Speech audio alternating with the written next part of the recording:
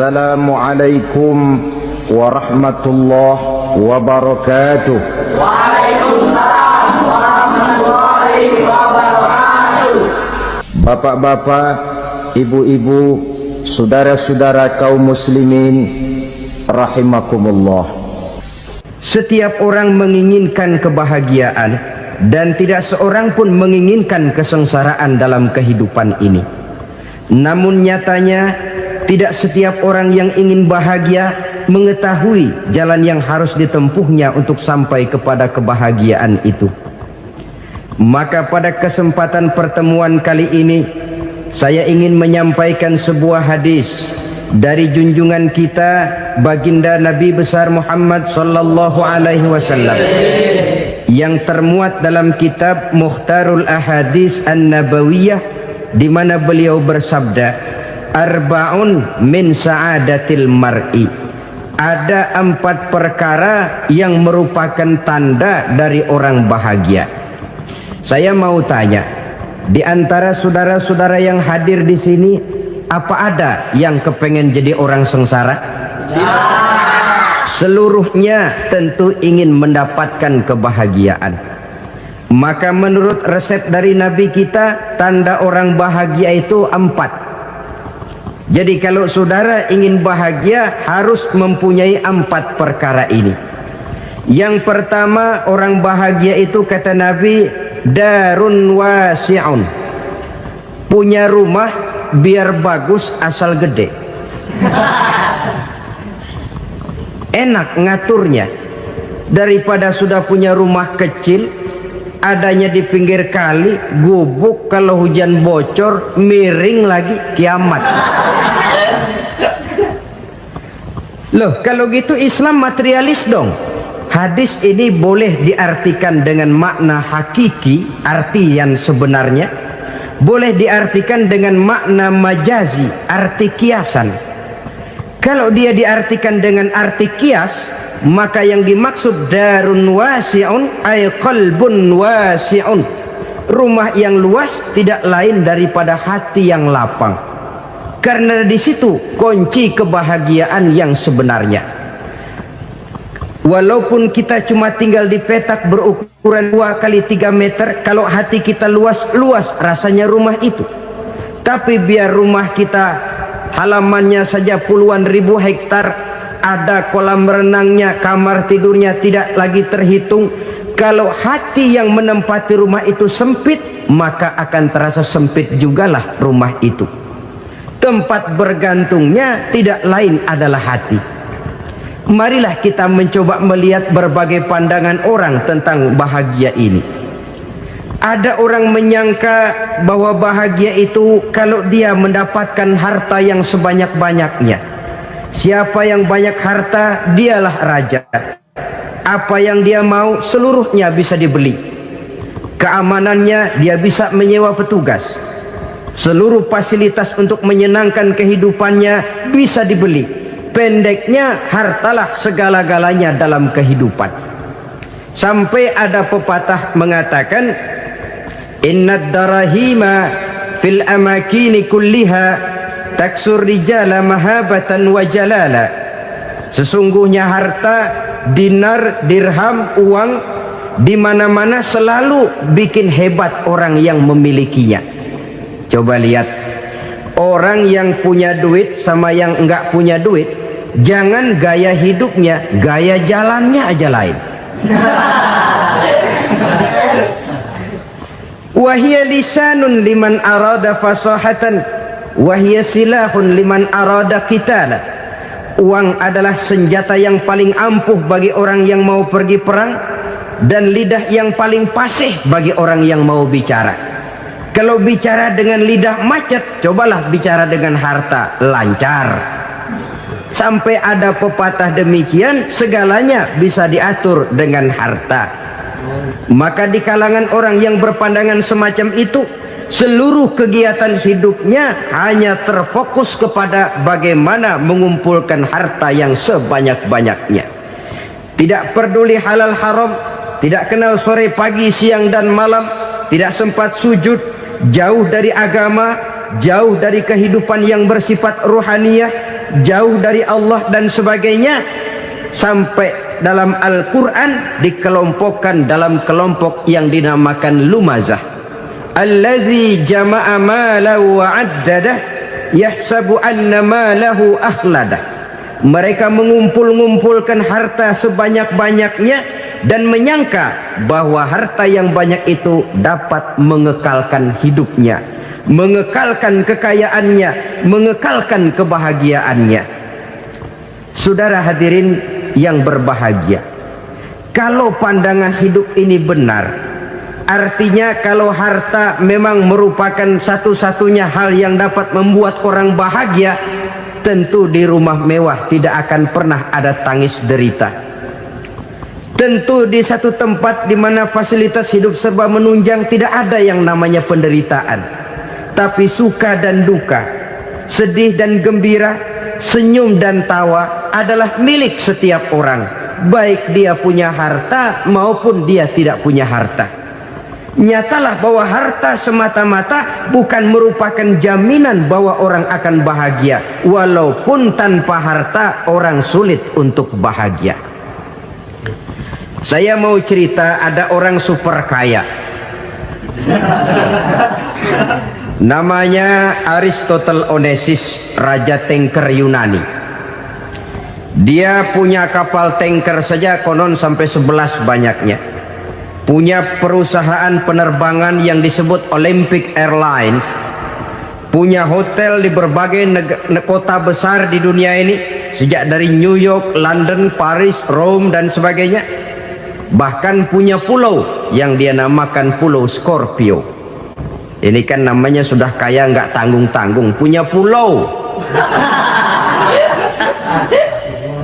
Nah, dia punya 2 orang anak, yang satu laki-laki namanya Alexander, yang satu perempuan namanya Maria Onesius. Seluruh harapannya tertumpah kepada anak lakinya Alexander ini, yang akan meneruskan usahanya, meneruskan kekayaannya, meneruskan dinastinya. Apa yang terjadi? Ternyata anak yang dia harapkan yang bernama Alexander ini mati muda dalam kecelakaan pada waktu dia olahraga. Apa olahraganya? Namanya olahraga anak orang kaya, golongan jet set. Olahraganya olahraga pesawat terbang. Jatuh, ya nggak kapungut, habis mati. Tinggal satu anak perempuannya, Maria Onesius. Tapi anak perempuan ini juga malah urakan. Terakhir dia pacaran, bahkan kemudian kawin sama orang Rusia. Rupanya Aristotle Onesius ini broken. Kekayaannya yang berlimpah ruah, perusahaannya yang begitu banyak, siapa yang akan meneruskan? Siapa yang akan menggantikan? Sampai kemudian dia mengurung diri di Pulau Scorpio dan mati di sana secara mengenaskan. Seorang multi jutawan, seorang yang super kaya, mati menyendiri di pulau sepi. Ibarat kata pepatah, anak ayam mati di lumbung. Bukan kekurangan makanan, keurugan makanan. Begitu kehidupan Aristotle Onesius. Dan banyak orang-orang yang sudah demikian kaya sampai dibingungkan oleh kekayaannya sendiri. Telusurilah kehidupan David Rockefeller misalnya, Henry Ford misalnya, Adnan Khashoggi misalnya. Multi jutawan yang kadang-kadang dibuat keder oleh kekayaannya sendiri. Pantas ketika Imam Ali ditawarkan orang, "Ya Ali, kalau kepadamu disuruh pilih ilmu atau harta, kau pilih mana?" Ya jelas pilih ilmu dong. Kenapa? Pertama, ilmu kalau kita berikan kepada orang lain tambah. Tapi harta kalau kita berikan kepada orang lain kurang. Saudara punya uang 10.000, dibagi orang 5.000, jelas uang saudara berkurang. Tapi saudara punya ilmu, diberikan kepada orang lain bisa, saudara pun makin mantap. Tidak lantas jadi bodoh karena ngajarin orang. Saudara bisa Fatihah lalu mengajarkan orang Fatihah, orang bisa, saudara pun makin hafal. Tidak lantas setelah diajarin orang ilmunya hilang. Begitu datang dia minta orang tolong ajarin saya Fatihah. Udah habis, nggak ada.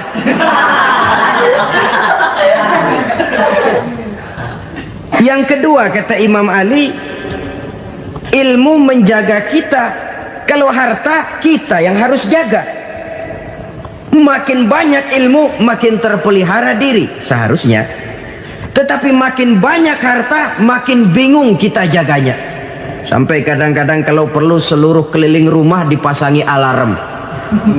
Belum cukup, disewakan anjing besar-besar, pasang di depan pintu, awas anjing galak. Masih belum cukup juga, cari centeng tukang-tukang kepruk jaga rumah. Masih terasa belum aman, padahal rumahnya dikelilingi tembok besar. Di balik tembok ada pintu-pintunya tebal. Di balik pintu itu terbuka masuk kamar, kamar pun ada pintunya, pintunya pun kuat. Masuk ke dalam kamar ada lemari, lemarinya pun pintunya kuat, dikunci, kuncinya pun kuat. Tapi terhadap seluruhnya yang timbul cuma sekedar was-was saja. Kesimpulannya sekali lagi, tanpa harta orang memang sulit untuk bahagia. Tapi harta semata-mata tidak merupakan jaminan orang akan bahagia. Dengan hati yang luas, itu modal utama untuk mencapai kebahagiaan hidup. Orang yang hatinya luas, saudara-saudara, punya hati yang lapang, melihat kenyataan hidup ini, dia bersyukur senantiasa kepada Allah. Lantas tidak timbul hasud dan iri hatinya. Oleh karena itu jiwanya selalu lapang. Kalau tidak, cupik hati namanya, dangkal pandangan, tidak senang melihat orang lain dapat nikmat, dan itu sering dijadikan contoh. Kalau orang yang lapang dada, dia lihat tetangganya beli TV baru, dia berkata, alhamdulillah ya, tetangga kita beli TV, mudah-mudahan kita bisa ikut nonton. Lapang dadanya. Tapi orang yang sempit hati, lihat tetangga beli televisi, meriang. Enggak diapa-apain, meriang. Besoknya dengar tetangga beli motor, makin sakit, ke rumah sakit. Lalu di rumah sakit dengar tetangganya beli mobil, mati. Disiksa oleh perasaannya sendiri. Orang kalau hati sudah sempit dalam hidup, kemanapun dia pergi, sempit rasanya medan kehidupannya. Kemudian kita melihat juga ada orang yang menilai bahwa bahagia itu katanya kalau punya kedudukan yang tinggi, pangkat yang agung, wibawa yang besar. Mungkin betul, tapi mungkin juga tidak. Bergantung kepada hati orang yang punya pangkat itu. Sama dengan harta tadi. Harta akan membawa bahagia kalau dia jatuh ke tangan orang yang berhati lapang. Tapi harta akan jadi bencana kalau jatuh ke tangan hati orang yang sempit. Pangkat akan membawa bahaya kalau jatuh di tangan hati orang yang sempit.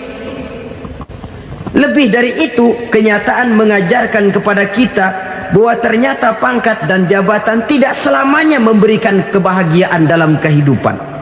Bahkan resikonya kelewat besar. Beberapa bukti kita bisa ambil dari para pemimpin dunia yang menjadi korban lantaran pangkat dan jabatan yang disandangnya. Saudara ingat Presiden Abraham Lincoln dan John Kennedy dari Amerika? Dibunuh orang.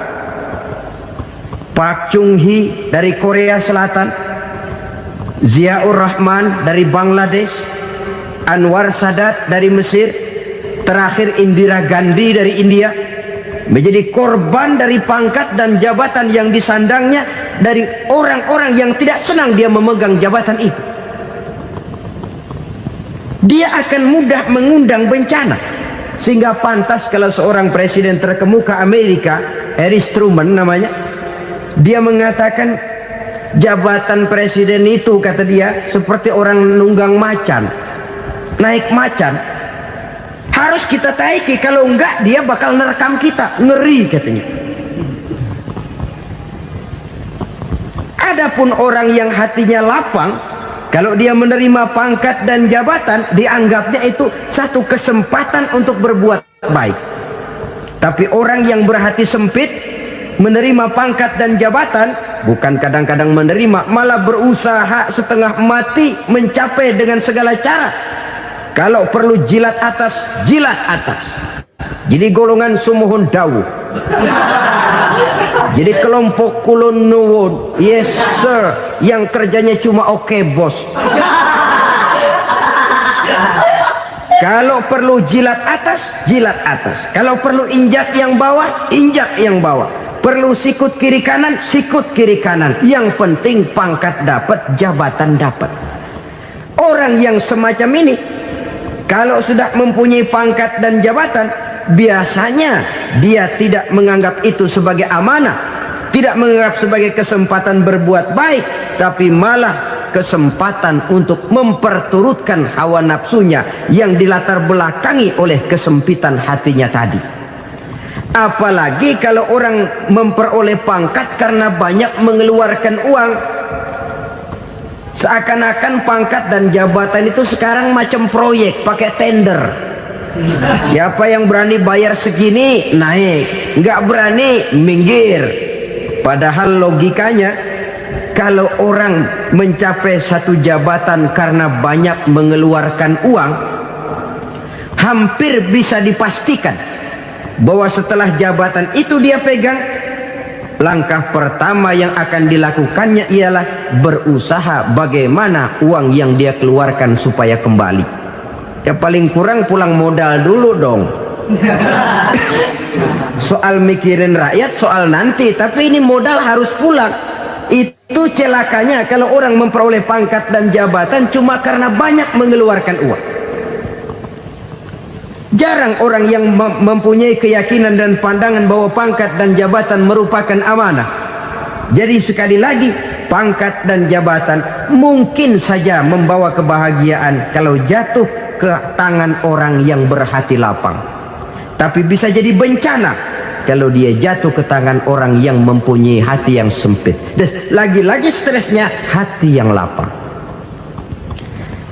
Lalu sebagian orang, saudara, ada yang berpandangan katanya bahagia itu kalau jadi orang terkenal, mempunyai popularitas, menjadi idola di kalangan remaja, di kalangan orang tua, di segala lapisan masyarakat.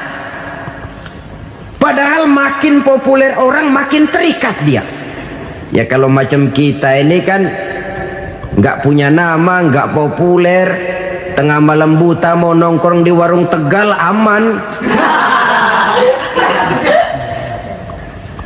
Tapi pangkat, jabatan, kedudukan, popularitas menyebabkan kita diikat dengan berbagai macam peraturan. Cuma mandi sama ke WC saja yang nggak dikawal.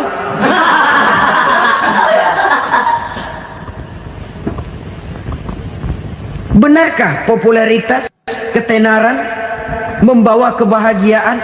Mungkin, ya, tapi mungkin juga tidak. Kenapa? Banyak orang-orang populer yang mengakhiri hidupnya secara tragis. Kita ambil beberapa nama. Di Amerika tahun 60-an ada bintang seksi paling terkenal yang dijuluki sex bomb, bom seksi. Sampai sekarang jadi legenda, namanya Marilyn Monroe. Singkatan doublenya itu inisialnya MM, Marilyn Monroe. Terkenal top sampai dia mati tahun 62, namanya sekarang masih saja dibicarakan orang. Kenapa dia bunuh diri? Tidak punya hartakah dia? Banyak. Kurang populerkah dia? Seluruh dunia mengenalnya. Sejak rakyat kecil sampai pejabat tinggi dia punya hubungan. Kenapa? Jenuh. Dia terlahir dalam keadaan yatim. Setelah itu tidak lama dia berangkat remaja, ibunya meninggal, pindah dari wanita asuh ke wanita asuh sampai 12 orang ibu angkatnya. Dan kekecewaan yang paling parah, setiap laki-laki yang dekat dengannya hanya seperti kapal berlabuh, datang dan pergi silih berganti. Padahal dia merindukan seseorang yang bisa melindungi hidupnya. Dia rindukan itu dan dia tidak pernah menemukan. Itu yang akhirnya menyebabkan dia minum pil tidur kelewat dosis, Minum obat tidur kebanyakan, ya tidur terus sampai sekarang.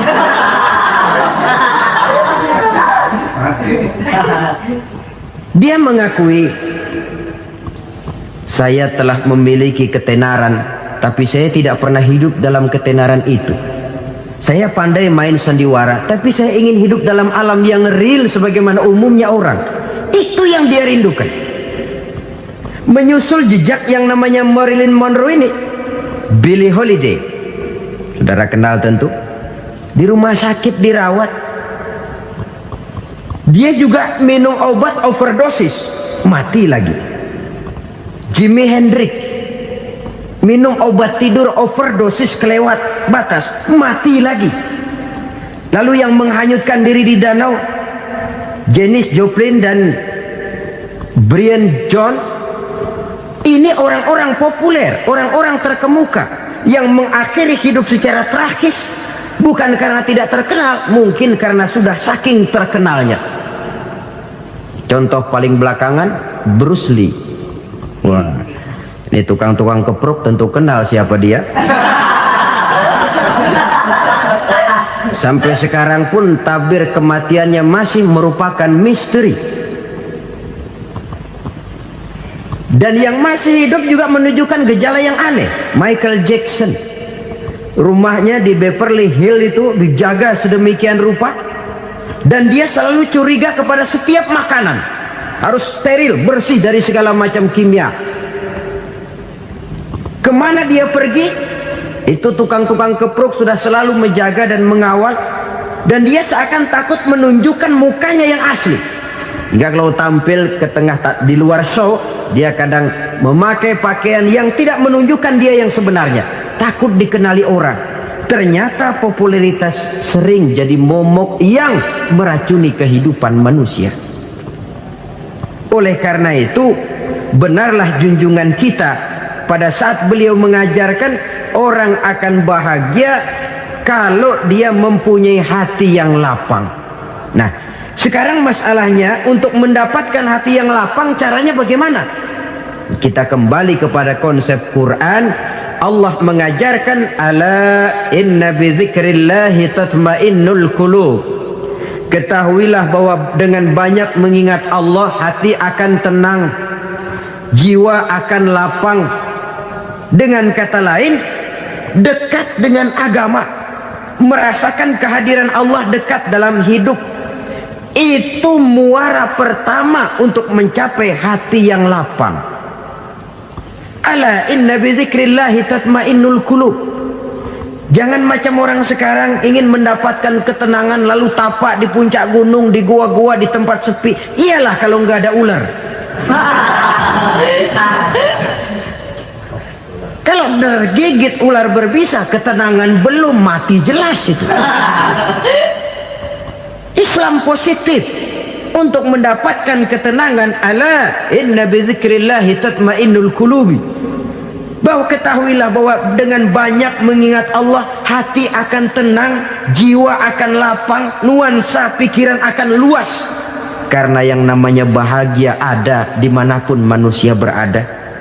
Di kampung ada bahagia, di kota ada bahagia, di ngarai, di lembah, di gunung, di hutan, di lautan, di angkasa luar, dimanapun bahagia itu ada kalau kita bermodalkan hati yang lapang ini. Dan hati akan lapang kalau kita dekat dengan agama. Dekat dengan harta buat sementara hati mungkin tenang, tapi ketenangan yang relatif dan temporer. Apalagi orang tiap kali tambah harta, tiap kali tambah rencana, itu wajar. Mungkin sebelumnya saudara berpikir, kalau punya duit 5.000 enak nih. Begitu punya duit 5.000, aduh sayang kalau 10.000 aja. Tiap kali tambah harta, tiap kali lain rencana. Makin banyak rencana, makin menjauhkan kita dari yang namanya ketenangan. Padahal ketenangan merupakan unsur utama untuk mencapai bahagia.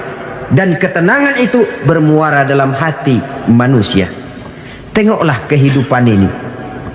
Orang yang banyak harta dengan orang miskin, berbedakah rasa sakit yang mereka tanggungkan? Rasanya tidak. Walaupun si kaya tidur di kasur empuk berselimutkan sutra mahal, sementara si miskin meringkuk di balai bambu yang keras dan kasar. Apabila maut datang, dia juga tidak pernah pilih bulu. Maut datang menjemput si kaya di singgasana keemasannya, dikelilingi oleh para pengasuh, dayang dan inang serta para pengawal. Dan maut pun datang menjemput si miskin papa, sehingga ia tergelepar di tepian jalan. Kedua-duanya bernama mati. Kalau nyata bahwa sakit yang ditanggung si kaya tidak beda dengan sakit yang ditanggung si miskin, bukan harta semata yang membuat orang bahagia. Hati yang tenang, jiwa yang lapang penuh kedamaian karena banyak berzikir dan mengingat Allah, itu merupakan modal utama untuk mencapai sesuatu yang bernama bahagia.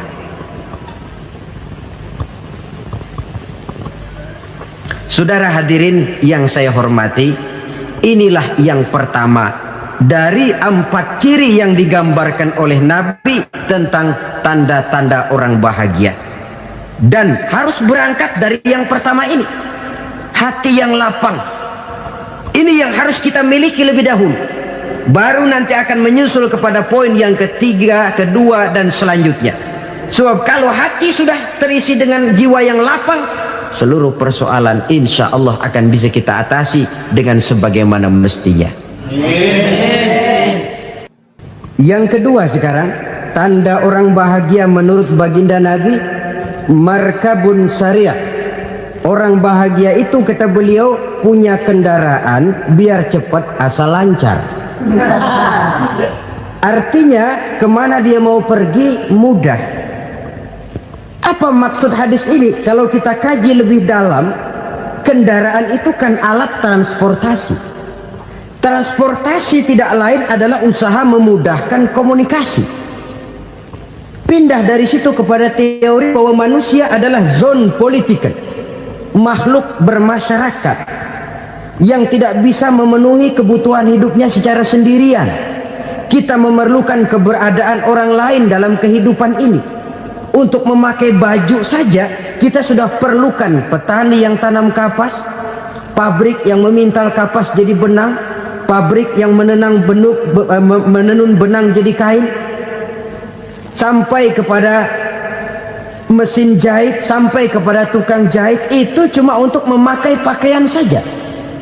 Tidak seorang pun di antara kita yang sanggup memenuhi kebutuhan hidupnya secara sendiri. Kita perlu orang lain. Maka kebebasan dalam arti mutlak, kebebasan tanpa batas, itu tidak mungkin ada dalam kehidupan. Karena kita mengadakan yang disebut interaksi sosial. Setiap kegiatan kita tentu melibatkan orang lain. Menurut kita barangkali kita bebas jalan di jalan raya semaunya, tapi orang lain berkendaraan pun merasa bahwa ini ada juga jalan haknya, dan begitu selanjutnya. Oleh karena itu, maksud dari kendaraan yang cepat ini adalah khulata'uhu ma'as solihin. Lingkungan pergaulannya terdiri dari orang-orang soleh. Pergaulannya luas. Kemana dia pergi ada temannya. Kesulitannya ada tempat dia cerita. Dan kesulitan kalau sudah diceritakan kepada orang lain, taruh kata orang itu tidak bisa menolong, namun menceritakannya kepada orang yang kita percayai, kan paling kurang sudah mengurangi beban jiwa, mengurangi tanggungan batin, merasa masih ada tempat kita cerita. Maka lebih baik orang awam yang mau bergaul ketimbang orang setengah alim tapi ngunci pintu. Sebab nantinya akan timbul sikap picik, cupik pandangan, dan tidak luas menghadapi kenyataan dalam kehidupan ini. Namun yang harus kita garis bawahi, pergaulan memang mesti luas. Namun jangan sekali-kali lupa bahwa pergaulan sangat besar pengaruhnya dalam ikut membentuk kepribadian manusia. Sehari-hari bisa kita bilang, kalau kita dekat sama tukang minyak wangi, sekalipun nggak dibagi minyaknya, baunya tentu dapat. Betul? Tapi dekat sama tukang elas, walaupun nggak kena apinya, asapnya mesti kena. Kalau Syauqi mengatakan lebih jelas lagi, man asyaral asrafa asa musyarrafan wa muasyiral anzali ghairu musyarrafin. Awalam taral jildal hakira muqabbalan bisagri lamma sara jildal mushaf. Siapa yang bergaul dengan orang mulia, dia bakal ikut menjadi mulia. Tapi siapa yang berteman dengan orang hina, dia tidak bakal ikut menjadi mulia. Tidakkah kau lihat, kata Syauqi, kulit kambing yang hina pun dicium orang ketika menjadi kantong Quran. Kulit kambing hina, kalau dia sendirian gak ada yang mau cium. Tapi begitu dia bergaul dengan Quran, menjadi kantong Quran, dipakein minyak wangi, ditaruh di tempat yang tinggi, mau diambil dicium dulu, dibawa dengan penuh hormat dan hati-hati. Kulit kambing yang hina lantaran berteman dengan Quran, numpang mujur. Tapi coba lihat kalau kulit kambing berteman dengan kayu, jadi beduk, habis. Zohor dikemplang, asar dipukul. Itu pun sedikit saja, cuma salah milih teman. Yang temannya Quran dihormati orang, yang temannya kayu lantaran jadi beduk, gelap-gelap subuh orang udah kemplangin.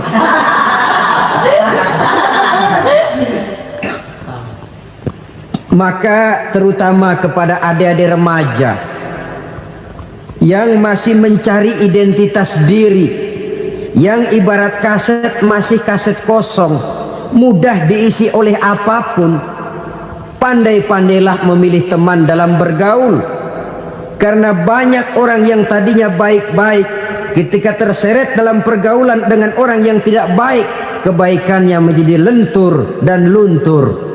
Tapi berapa banyak bajingan-bajingan tengik, orang-orang yang berlumur noda dan dosa, tiap hari melakukan maksiat, namun bergaul dengan orang yang baik-baik, pada akhirnya sedikit demi sedikit beringsut dan berangsur dia terbiasa mengikuti kebaikan-kebaikan. Saya tekankan ini kepada remaja karena mereka masih mencari identitas diri. Apa yang mereka lihat mereka mau, apa yang mereka dengar mereka ingin tahu. Coba lihat kehidupan remaja. Pulang nonton film Rambo, pengen jadi Rambo, gagah, maunya belekai melulu. Pulang nonton film Superman, pengen bisa terbang. Pulang nonton India, nyanyi melulu. Wajar, mereka masih mencari identitas diri. Saya ini sebenarnya siapa? Lingkungan, pergaulan akan membentuk itu. Karena itu pandai-pandailah bergaul, karena ia sangat besar pengaruhnya dalam ikut membentuk kepribadian manusia. Apalagi sifat yang jelek lebih cepat menularnya ketimbang sifat yang baik. Sifat yang baik, watak yang soleh itu lambat sekali untuk menular. Tapi yang tidak baik, kan prosesnya mah kalau remaja biasanya mula-mula dengar. Karena dengar lalu pengen tahu, karena pengen tahu lalu ngeliatin, begitu ngeliatin kan pengen nyobain, setelah nyobain ketagihan. Nah, ini prosesnya. Yang namanya ganja, morfin, narkotik awalnya kan begitu. Mula-mula dengar, katanya kalau sudah fly to the sky, sudah melayang ke langit katanya, disitulah puncak kebahagiaan. Mulanya cuma dengar, karena dengar pengen tahu, karena pengen tahu lalu ngeliat, kumpul sama orang yang suka ngeganja. Setelah ngeliat, nah pengen ngerasain. Begitu ngerasain enak juga, ketagihan. Kalau sudah ketagihan jadi penyakit kronis, bisa merembet kepada yang lain. Iya, kalau orang tuanya mampu untuk beli morfin, beli ganja. Kalau tidak kan pikirannya ngayap, jemuran siapa ya gue sabet. Timbullah perbuatan-perbuatan negatif yang bermula dari salah pergaulan. Apalagi buat adik-adik remaja yang tinggal di kota-kota besar, yang pengaruh budaya, pengaruh kesenian, pengaruh struktur kehidupan yang nampak makin individualistis, di mana persaingan tajam, tensi ekonomi tinggi, orang mudah mengalami stres. Pandai-pandailah dalam bergaul. Sekali lagi, karena ia sangat besar pengaruhnya dalam ikut membentuk kepribadian manusia. Orang bahagia punya kendaraan yang cepat, artinya punya pergaulan yang luas, dan lingkungan pergaulannya terdiri dari orang-orang yang soleh. Kemana dia pergi ada teman, kesulitannya ada tempat dia cerita. Tapi kalau sudah menyendiri, hidup sendiri, kesulitan dipikiri sendiri, bisa mati belum waktunya. Tidak ada tempat berbagi rasa, tidak ada tempat bercerita, tidak ada tempat mengurangi beban dalam kehidupan.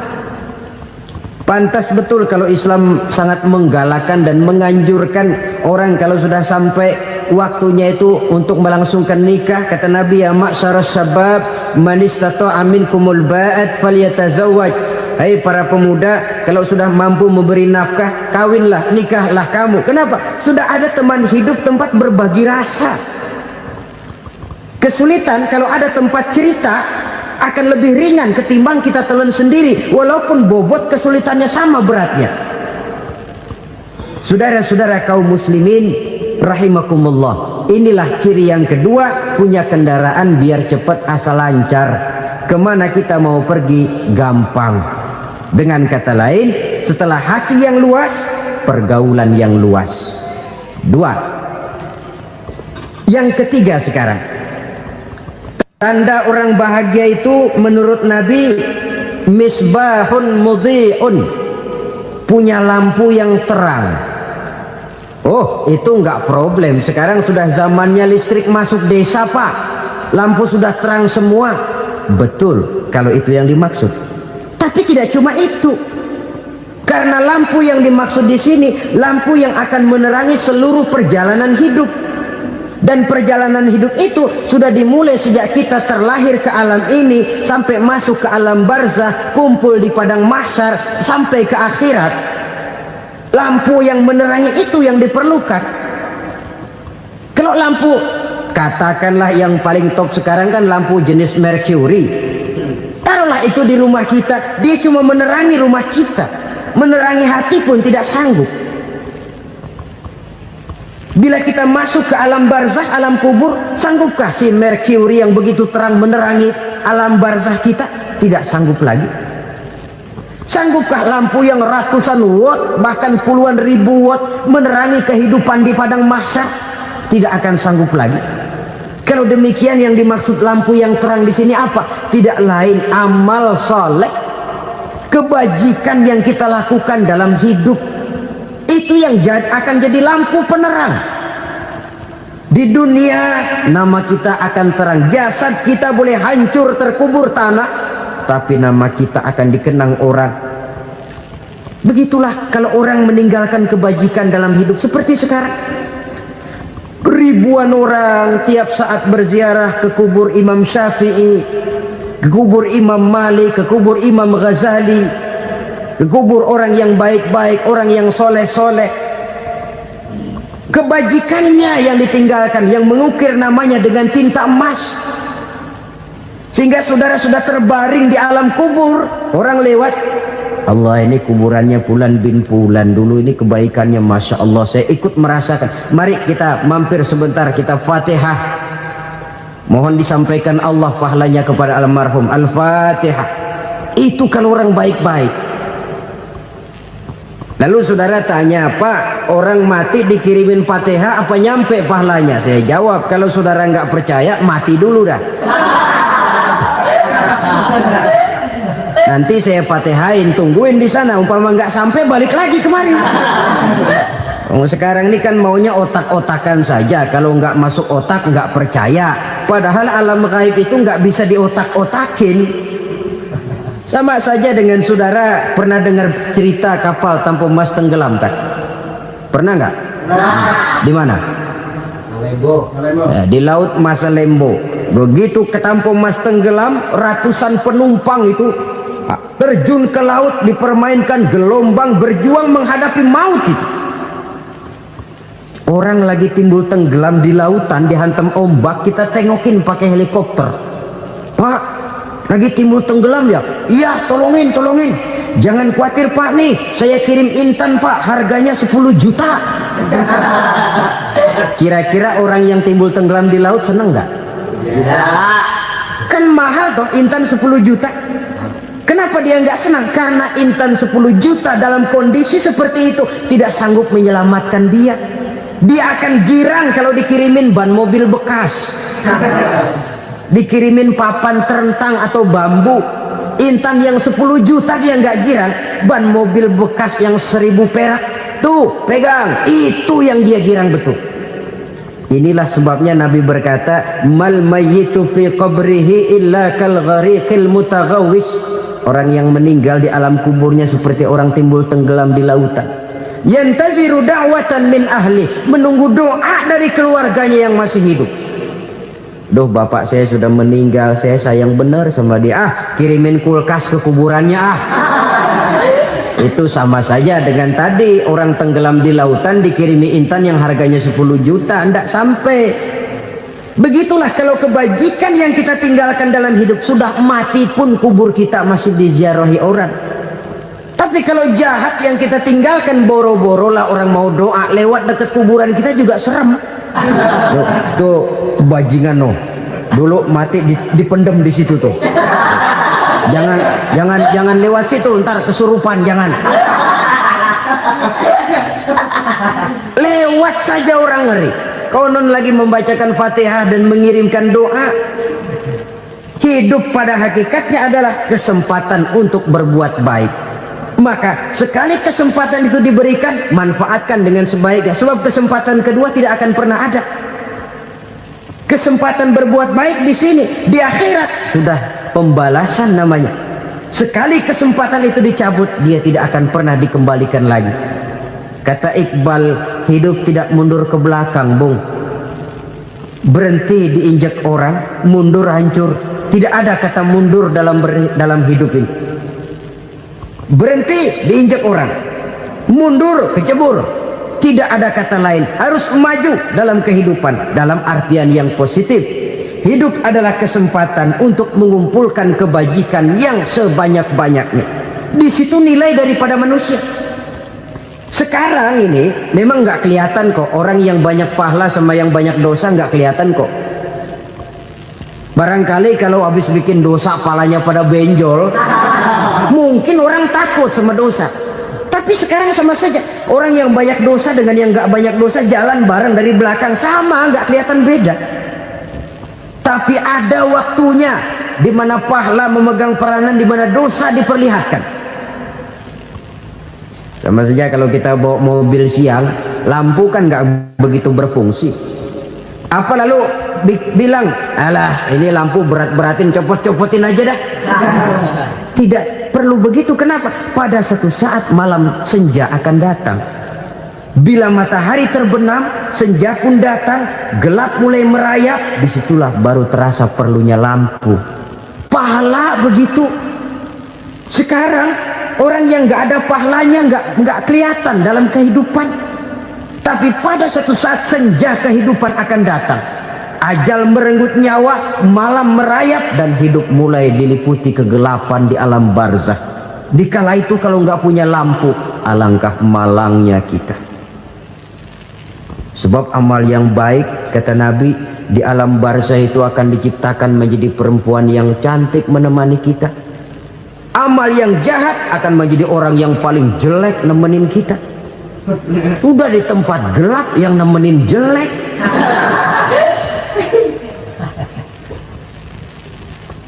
Kaum muslimin rahimakumullah.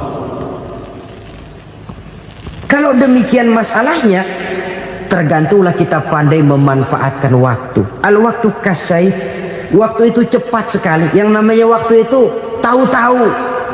Tahu-tahu udah tahun 87. Tahu-tahu udah begitu. Tahu-tahu yang kemarin anak-anak, sekarang udah pada punya anak. Tahu-tahu saja itu. Begitu cepat waktu berlalu. Kalau tidaklah pandai kita memanfaatkannya, akan rugi kita. Nabi bersabda, man kana yaumuhu khairun min amsihi fahuwa rabih. Barang siapa yang hari ini lebih baik daripada hari kemarin, itu orang untung. Hari ini lebih baik daripada kemarin. Bulan ini lebih baik dari bulan kemarin. Tahun ini lebih baik dari tahun kemarin. Itu orang yang beruntung. Tahun kemarin sembayangnya maghrib doang, sekarang udah tambah isya. Tahun kemarin cuman Idul Fitri aja ngancem bener, sekarang udah tambah Jumat, lalu tambah lagi maghrib, tambah lagi isya, dan selanjutnya. Hari ini lebih baik daripada kemarin. Itu orang yang beruntung. Wa man kana yaumuhu mithlu amsihi fahuwa khasir. Lalu barang siapa yang hari ini sama saja dengan hari kemarin, itu orang rugi. Hari ini sama dengan kemarin, rugi itu. Bulan ini begitu, bulan kemarin begitu, tahun ini begitu, tahun lalu juga begitu. Rugi itu orang. Rugi apa? Rugi umur. Umur tambah, amalan gak pernah tambah. Dan saya pikir lebih merupakan azab ketimbang nikmat kalau orang dikasih panjang umur cuma untuk numpuk dosa. Mending mana? Panjang umur banyak dosa sama pendek umur dikit dosa? Mending mana? Mending mana? Ya, paling mending tentu panjang umur banyak pahala. Tapi kalau tidak, sekali lagi, lebih merupakan azab ketimbang nikmat kalau orang diberikan panjang umur tapi cuma untuk sekedar menumpuk dosa. Kehilangan kesadaran bahwa dunia bukan terminal akhir dari satu perjalanan. Dia cuma halte di mana kita berhenti sebentar untuk menuju kepada terminal yang hakiki. Saudara-saudara kaum muslimin rahimakumullah, inilah lampu yang akan menerangi kehidupan. Amal yang kita lakukan di dalam kehidupan. Jadi yang dimaksud dengan lampu yang terang, kebajikan yang kita kerjakan dalam hidup. Nah, setiap orang di awal tadi saya bilang ingin bahagia. Bahagia itu kan hakikatnya kumpulan senang dan selamat. Senang, selamat. Apa bedanya? Senang tapi tidak selamat, nggak bahagia. Selamat tapi nggak senang, nggak bahagia orang. Contoh, kalau orang korupsi, duitnya banyak, senang dia, tapi keselamatannya. Ada tentara baris di samping rumahnya udah bingung, padahal tentara latihan. Tentara cuma latihan, dia bingung. Senang, tapi karena keselamatannya tidak terjamin, dia tidak bahagia. Sebaliknya pegawai negeri jujur benar, cuma segaji-gajinya, selamat, nggak korupsi, tapi melarat, ya nggak bahagia juga, kurang senang. Kesenangan dan keselamatan untuk dunia saja, ya sekali lagi, kalau cuma sekedar untuk dunia saja, bisa dibeli pakai uang. Bisa dibeli pakai uang. Saudara ingin selamat, bisa dibeli pakai uang. Saudara ingin senang, bisa dibeli dengan uang. Tapi setelah mati, masuk ke alam barzah, habis kekuasaan uang. Nggak bisa lagi beli keselamatan pakai uang. Tidak mungkin lagi membeli kesenangan dengan uang. Di situ pahala yang megang peranan. Makin banyak pahala, makin banyak saham untuk membeli kesenangan dan keselamatan, untuk memperoleh yang namanya bahagia. Dan jangan lupa loh, di alam barzah kita nggak sebentar, menunggu datangnya kiamat. Loh iya, kalau kita begitu dikuburin terus kiamat datang, untung. Tapi kalau masih harus 1000, 2000, puluhan ribu tahun yang akan datang, dalam satu penantian yang begitu lama, tanpa saham untuk memperoleh kebahagiaan, satu kemalangan yang tidak ada pernah putus-putusnya. Janganlah tergelincir oleh kebahagiaan sebentar yang menipu dengan mengorbankan kebahagiaan hakiki yang berjangka panjang. Apa artinya senyum sejenak kalau harus ditebus dengan tangis seumur hidup? Biarlah kita minum jamu, pahit memang, getir memang, tapi kan besok badan sehat. Daripada sekarang minum sirup, manis memang, enak memang, tapi bibir pada jontor besoknya. Sirawan, batuk, nggak karu-karuan. Banyak orang tertipu oleh kesenangan yang sebentar. Padahal laisa kullu ma yalma'u zahaban. Belum tentu semua yang berkilat itu emas. Belum tentu semua yang gemerlap itu intan. Karena itu, marilah manfaatkan kesempatan yang diberikan Allah ini untuk mengumpulkan kebajikan yang sebanyak-banyaknya. Yang terakhir sekarang, yang keempat, tanda orang bahagia kata Nabi. Zaujatun salihah. Orang bahagia itu tanda yang keempat kata Nabi, punya istri biar cakep asal taat. Sudah surga itu sudah. Cakep taat. Istri kayak gitu, kalau belum mati jangan dikuburin dulu. Sudah cakep taat lagi. Tapi kadang-kadang enggak, udah jelek ngadat melulu. Apa yang mau dipilih? Sebab itu Quran mengatakan istri pakaian untuk suami, suami pakaian untuk istri. Kenapa suami istri diibaratkan pakaian? Alangkah tingginya gaya bahasa Quran ini.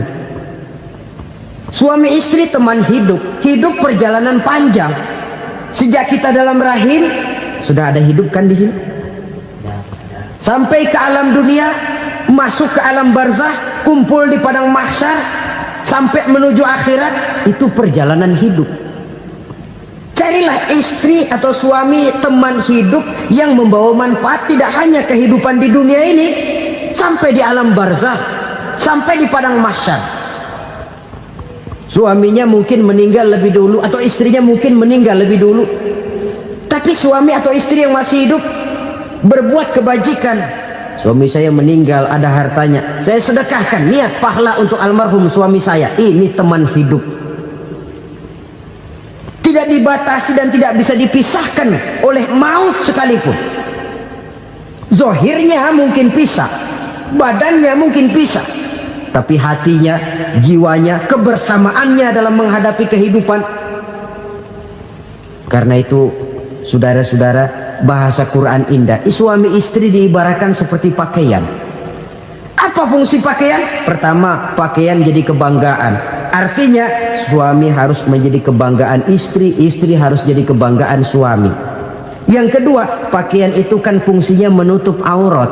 Artinya sesama suami istri harus saling menjaga kekurangan masing-masing. Jangan malah sesama suami istri saling membongkar rahasia dan aibnya sendiri-sendiri. Istrinya diceritain jeleknya di mana-mana, atau suaminya dibongkar rahasianya di pasar umum. Itu sudah tidak lagi berfungsi sebagai pakaian. Kenapa semua ini diperlukan? Karena kita menyadari bangsa yang baik terdiri dari masyarakat yang baik. Masyarakat yang baik merupakan susunan dari warga yang baik.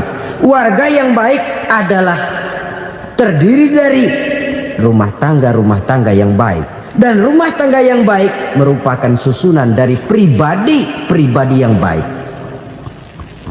Dari situ langkah dimulai. Membangun satu bangsa yang baik diawali dengan membangun rumah tangga yang baik, dengan menciptakan pribadi-pribadi yang baik. Sehingga dari sini diharapkan berkembanglah nilai-nilai kebaikan. Orang akan bahagia mempunyai istri yang soleh. Kenapa? Tidak ada seorang suami bisa sukses jadi apapun dia, apapun profesinya. Dokterkah, kiaikah, mubalikah, petanikah, pengusahakah, pejabat tinggikah. Tidak ada seorang suami yang bisa sukses tanpa peran serta istrinya. Walaupun memang peranan itu tidak begitu kelihatan, tapi sangat menentukan.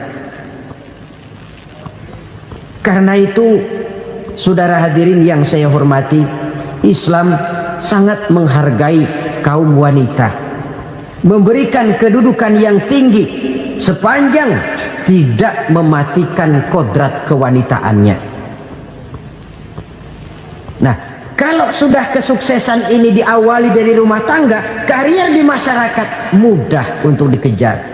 Tapi keberantakan di rumah tangga merupakan kegagalan pertama di tempat lain. Nah, inilah saja yang dapat Al-Fakir sampaikan pada pertemuan kali ini.